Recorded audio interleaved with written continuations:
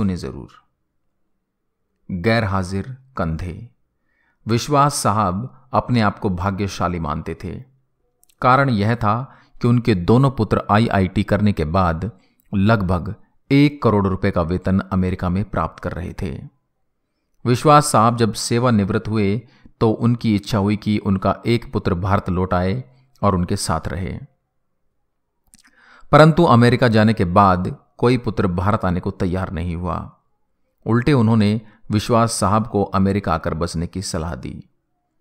विश्वास साहब अपनी पत्नी भावना के साथ अमेरिका चले गए, परंतु उनका मन वहां बिल्कुल भी नहीं लगा और वे भारत लौट आए। दुर्भाग्य से विश्वास साहब की पत्नी को लकवा हो गया और पत्नी पूर्णतः पति की सेवा पर निर्भर हो गई। प्रातः नित्यक्रम से लेकर खिलाने पिलाने, दवाई देने आदि का संपूर्ण कार्य विश्वास साहब के भरोसे पर था। पत्नी की जुबान भी लकवे के कारण चली गई थी।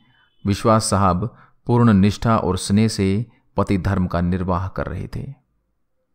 एक रात्रि विश्वास साहब ने दवाई वगैरह देकर भावना को सुलाया और स्वयं भी पास लगे हुए पलंग पर सोने चले गए। रात्रि के लगभग 2 बजे हार्ट अटैक से विश्वास साहब की मृत्यु हो गई। पत्नी प्रातः 6 बजे जब जागी तो इंतजार करने लगी कि पति आकर नित्यक्रम से निवृत्त होने में उसकी मदद करेंगे। इंतजार करते करते पत्नी को किसी अनिष्ट की आशंका हुई।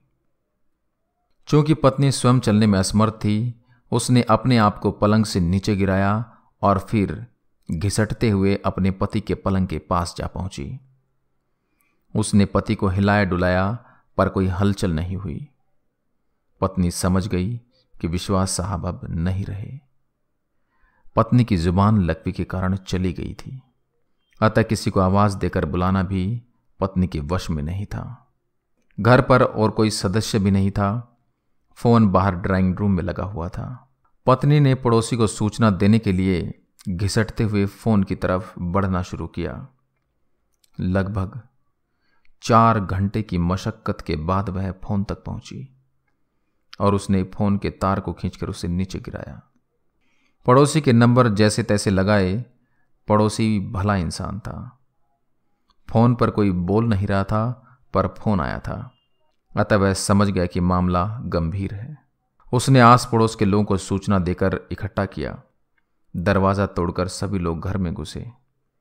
उन्होंने देखा विश्वास साहब पलंग पर मृत पड़े थे तथा पत्नी भावना टेलीफोन के पास मृत पड़ी थी। पहले विश्वास और फिर भावना की मौत हुई। जनाजा दोनों का साथ साथ निकला। पूरा मोहल्ला कंधा दे रहा था, परंतु 2 कंधे मौजूद नहीं थे जिसकी मां बाप को सबसे ज्यादा उम्मीद थी। शायद वे कंधे करोड़ों रुपए की कमाई के भार के साथ अति महत्वाकांक्षा से पहले ही दबे हुए थे। लोग बाग लगाते हैं फल के लिए, औलाद पालते हैं बुढ़ापे के लिए। कुछ ही औलाद अपना फर्ज निभा पाते हैं। अति सुंदर कहा है कवि ने, मत शिक्षा दो इन बच्चों को चांद सितारे छूने की। चांद सितारे छूने वाले छू मंतर हो जाएंगे। अगर दे सको शिक्षा तो दो तुम इन्हें चरण छू लेने की। जो मिट्टी से जुड़े रहेंगे वही रिश्ते निभाएंगे। कृपया इसे बच्चों को जरूर सुनाएं।